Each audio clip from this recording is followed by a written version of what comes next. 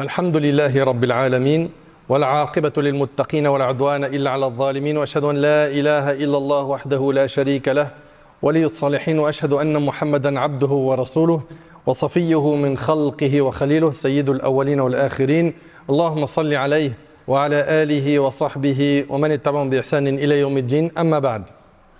Ceux qui enregistrent avec leur téléphone portable, rangez ça dans vos poches vite, barakallahu fikoum. Ahbab al-kiram, aujourd'hui avec l'aide d'Allah tabarak wa ta'ala, notre khutbah va porter sur le mérite de repousser le mal par le bien. De répondre au mal par le bien. Quand on lit Surat Fussilat, Allah tabarak wa ta'ala dit وَلَا تَسْتَوِي الْحَسَنَةُ وَلَا السَّيِّئَةُ. La bonne action et la mauvaise ne sont pas semblables. La bonne action et la mauvaise ne sont pas semblables. Omar ibn Khattab radiyallahu ta'ala anhu a dit, et s'il vous plaît, écoutez ces paroles avec les oreilles de votre cœur. Omar radiyallahu anhu a dit, il n'est de punition plus exemplaire pour celui qui désobéit à Allah en te lésant que d'obéir à Allah le concernant. C'est des paroles très profondes. Et je vous demande de les méditer. Omar radiyallahu anhu, ce noble compagnon, a dit, il n'est de punition plus exemplaire pour celui qui désobéit à Allah en te lésant que d'obéir à Allah le concernant. Quelqu'un, il a désobéi à Allah et il t'a fait du tort, toi, obéis à Allah et ne fais pas de tort. Plutôt, réponds au mal par le bien. Et c'est un exercice qui est très difficile. Car les injustices se répandent de plus en plus au sein de la famille, dans nos quartiers, dans nos entreprises, dans nos sociétés. Il y a des gens qui font du tort à autrui, qui vont léser autrui.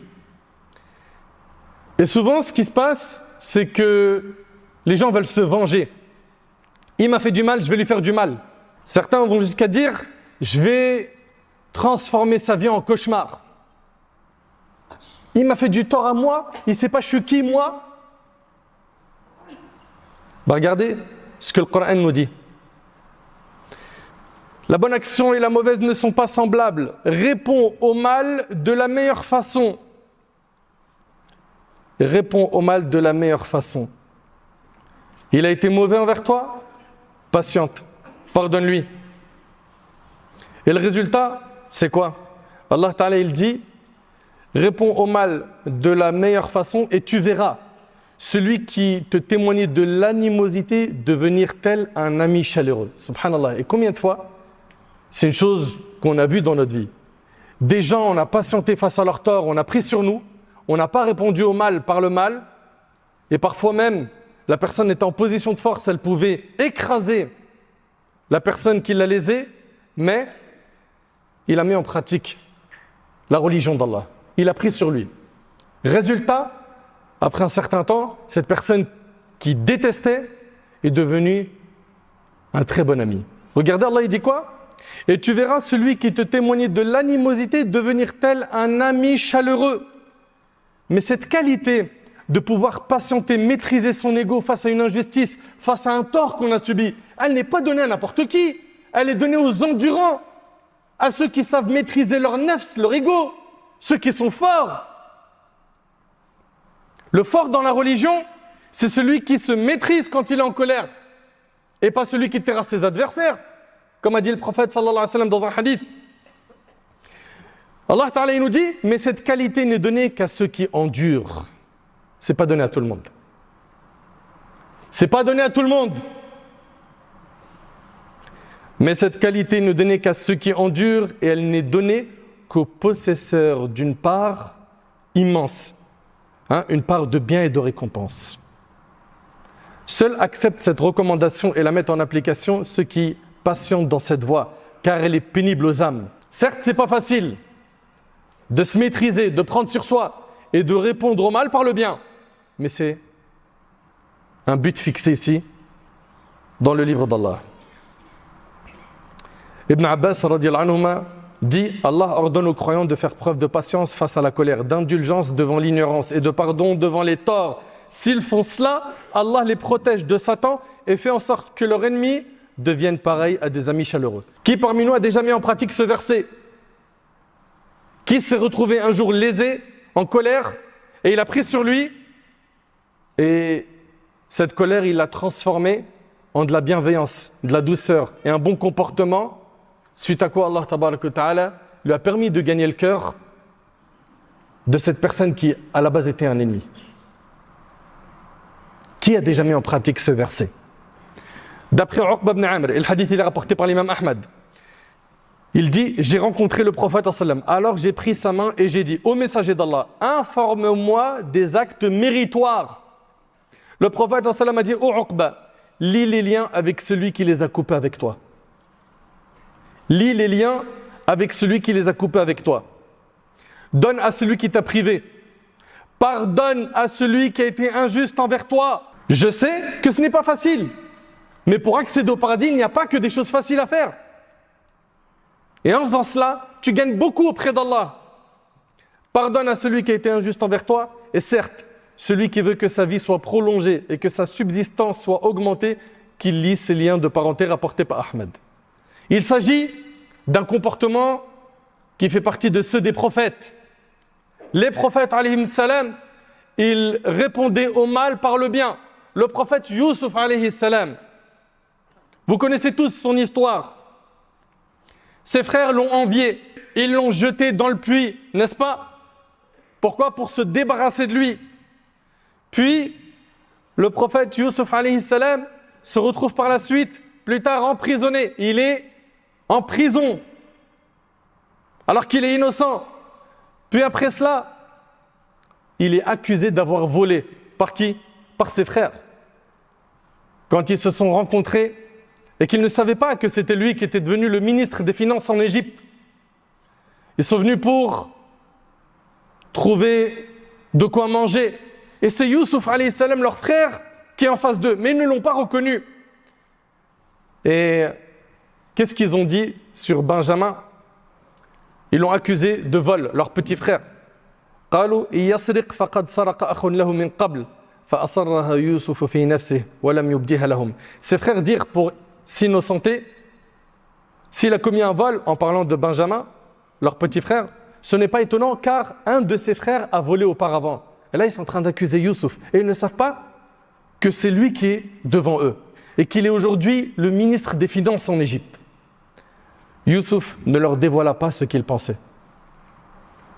Mais après avoir reçu tant de torts de la part de ses frères, et ça a duré plusieurs années, il s'est retrouvé séparé de son père Yaqub, de ses frères.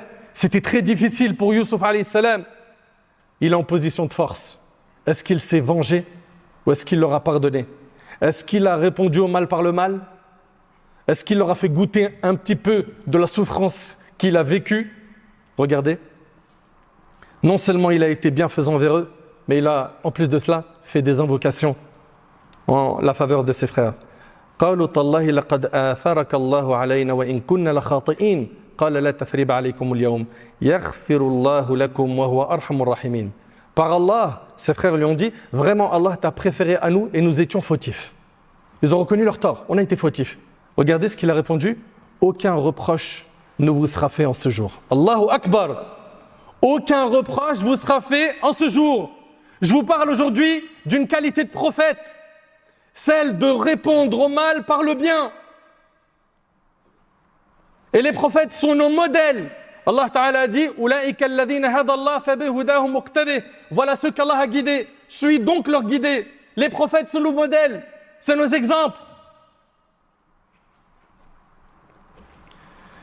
Il leur a dit on ne vous fera aucun reproche aujourd'hui, qu'Allah vous pardonne, car il est le plus miséricordieux de ceux qui font miséricorde. Allahu Akbar.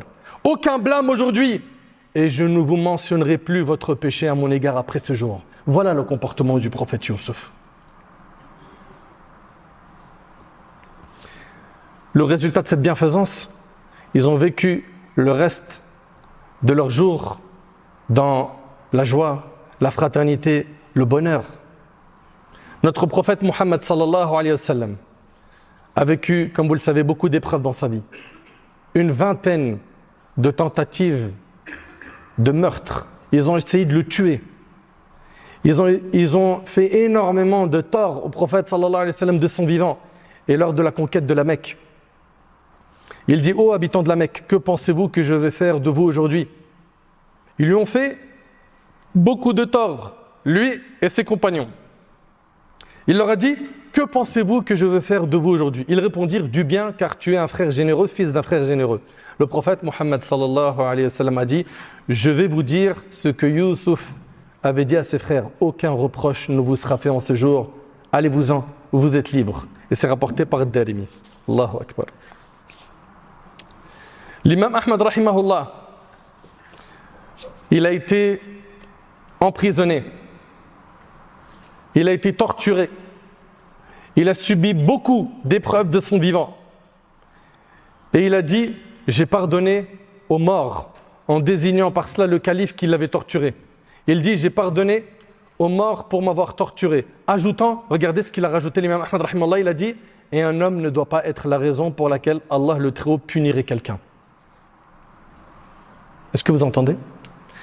Et un homme ne doit pas être la raison pour laquelle Allah le Très-Haut punirait quelqu'un. Ibn al-Qayyim rahimahullah, c'était l'élève de Cheikh al-Islam Ibn Taymiyyah. Il dit: une fois je suis venu voir Cheikh al-Islam Ibn Taymiyyah, donc son professeur, en lui annonçant la bonne nouvelle de la mort d'un des plus grands ennemis qu'il avait. Donc il vient dire à son professeur, c'est Ibn al-Qayyim qui dit à Ibn Taymiyyah: un tel, parmi tes ennemis, il est mort. Et il lui dit cela en voulant lui annoncer une bonne nouvelle. Et Ibn Taymiyyah, il l'a blâmé. Il a blâmé ses propos. Ça ne lui a pas plu. Wastarja. Il a dit: Inna lillahi wa inna ilayhi raji'un.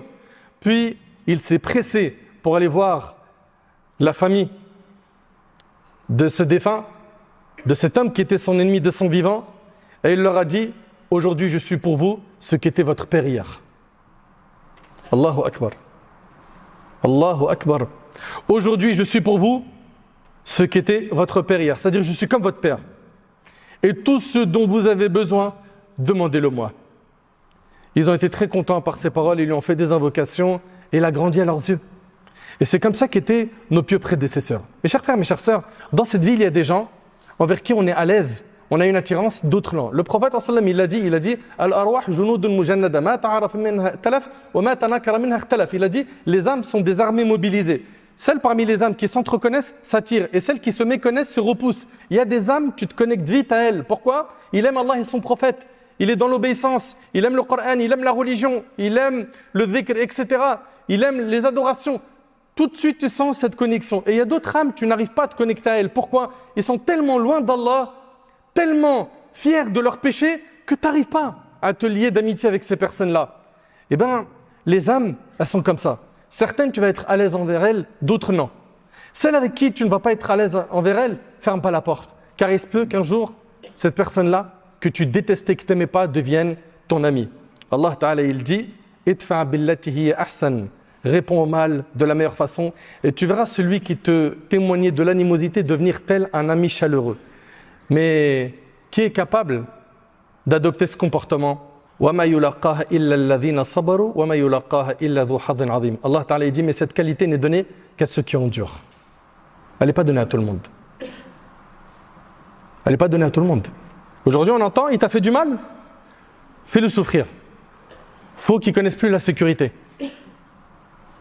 Faut que lui et sa famille ils vivent l'horreur.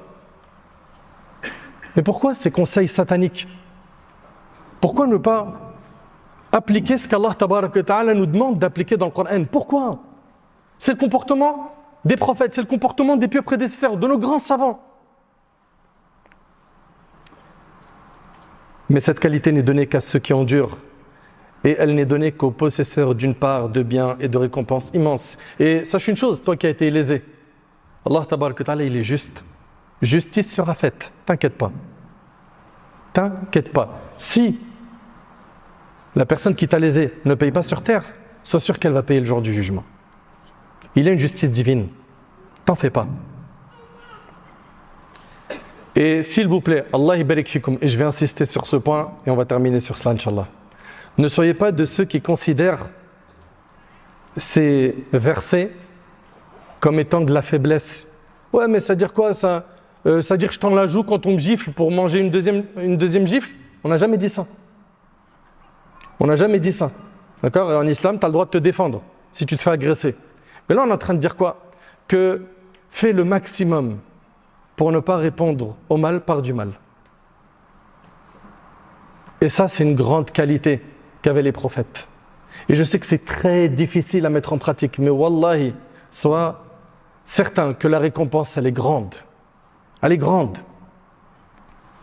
Certains considèrent que mettre en pratique ces versets, c'est de la faiblesse, c'est de l'humiliation. Non, c'est du courage et c'est de la force. C'est ce qu'Allah nous a enseigné. Et son bien-aimé, alayhi salatu wassalam. Le prophète a dit, le fort n'est pas celui qui terrasse ses adversaires, mais le fort est celui qui sait se maîtriser quand il est en colère. Et le prophète a dit, Allah n'accorde que plus de dignité à un serviteur qui pardonne. Et le hadith, il est rapporté par Muslim selon Abu Huraira. Et médite avec moi sur ce hadith et avec cela, on termine notre khutbah, Inch'Allah. Abu Moussa radiyallahu anhu relate que le prophète a dit « Personne ou rien n'est plus patient à l'écoute de ce qui lui déplaît qu'Allah. » Personne ou rien n'est plus patient à l'écoute de ce qui lui déplaît qu'Allah. Il lui attribue un enfant et lui, il leur accorde la santé et assure leur subsistance, rapporté par Bukhari et Muslim.